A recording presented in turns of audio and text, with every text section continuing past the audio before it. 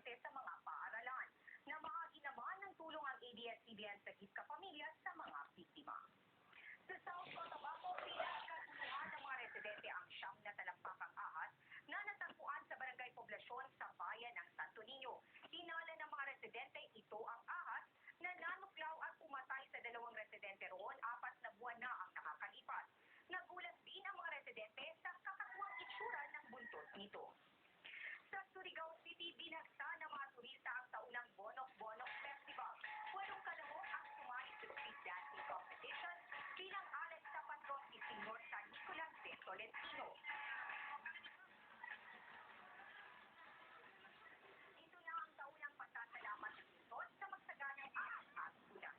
Yan ang latest tulad sa Mindanao, Bernadette. Dagang salamat sa Robin, hanggang bukas.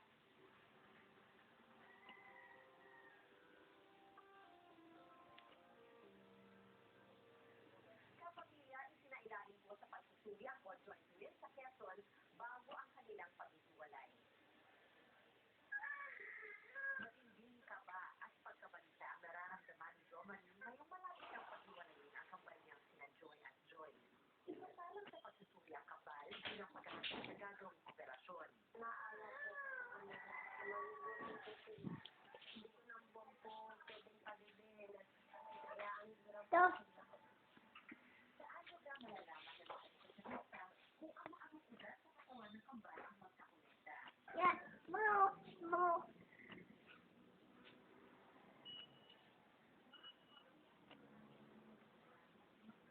Be? Ano siya? Ay,